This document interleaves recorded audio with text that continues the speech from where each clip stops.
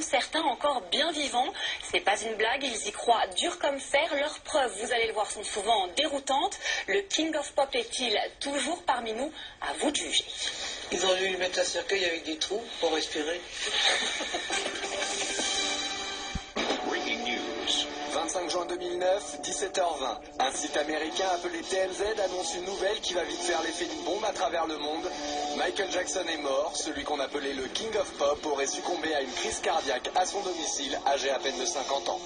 Pour ses fans, cette bouleversante disparition est inconcevable. Comment MJ, qui semblait pourtant en pleine forme lors de ses dernières apparitions, a-t-il pu disparaître aussi soudainement? Surgit alors une question, et si Michael Jackson était encore en vie?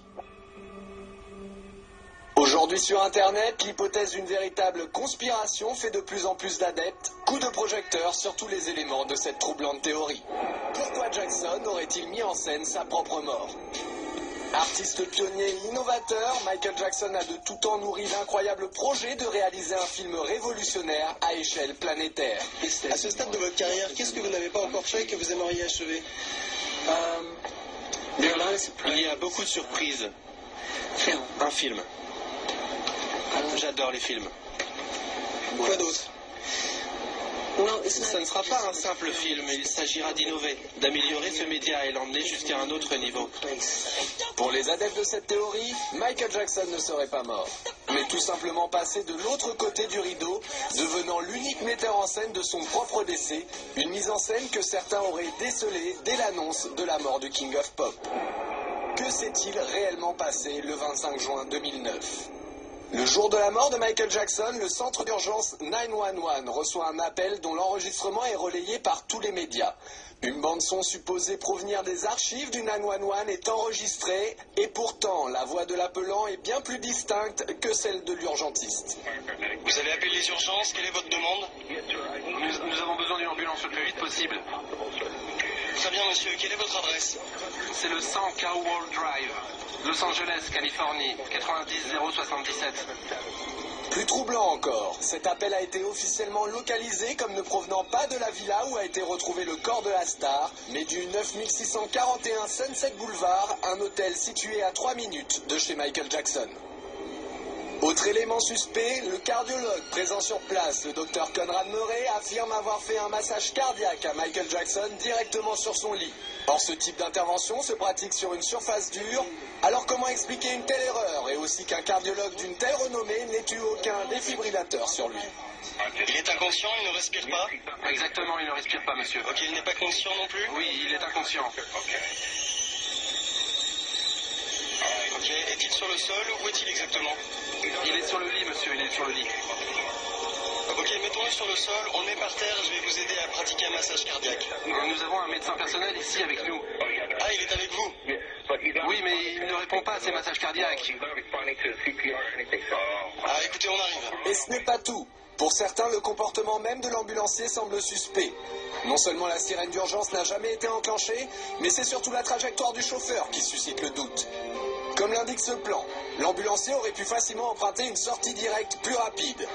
Or, comme le montre cette vidéo, il manœuvre inutilement en marche arrière. Alors pourquoi tenait-il autant à repasser par l'entrée? Peut-être parce que c'est là qu'étaient placés 2 caméramans et un paparazzi prêts à relayer l'événement. De cette sortie en urgence, un seul cliché du corps de Jackson apparaîtra dans les médias. Celui-ci pris par un certain Ben Evenstad. Comment se trouvait-il sur les lieux de l'événement? Des questions d'autant plus troublantes qu'on a retrouvé des photos de Ben Evenstad et Michael Jackson, visiblement amis de longue date.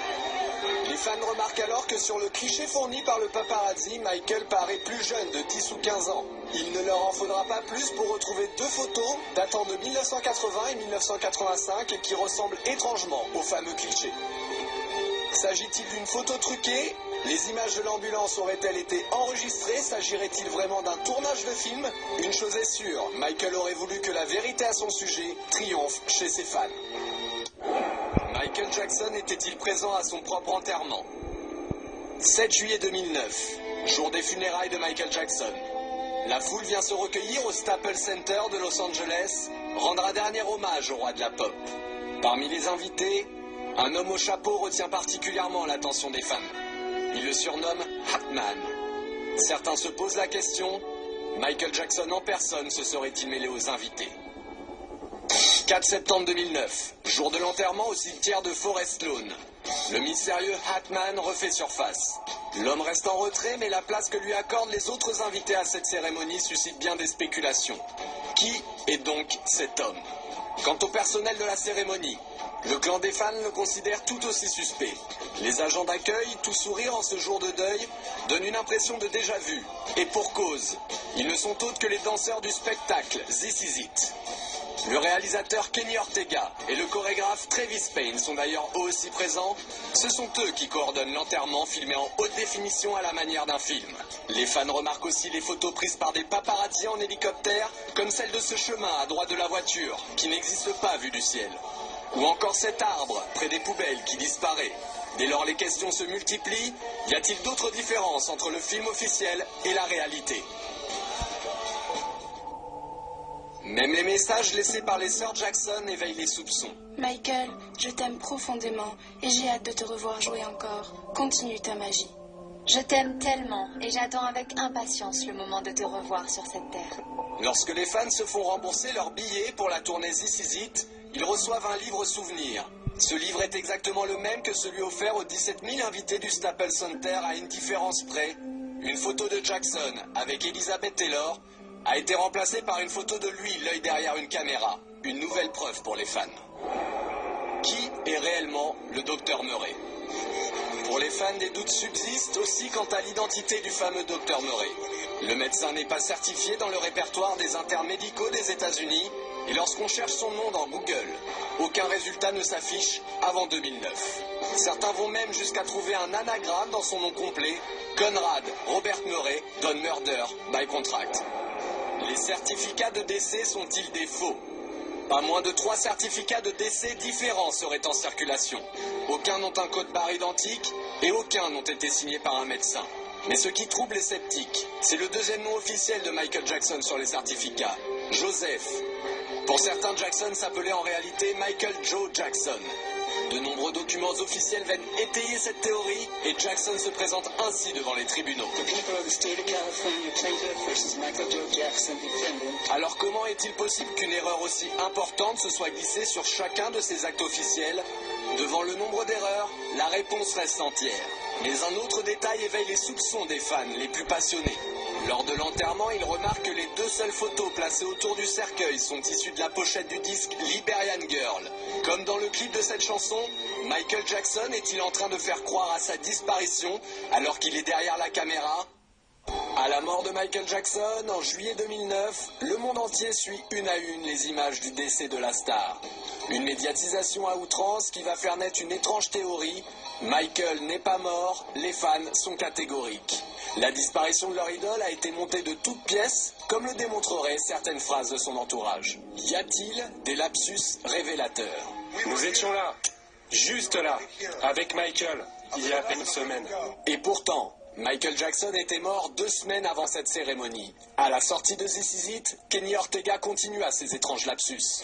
Quand vous étiez en train de choisir, quelles images utiliser? Quelle était votre méthode? Tous les matins, j'emmenais Michael avec moi dans la salle de montage. Et on essayait de penser à ce que voudraient voir les fans dans ce film.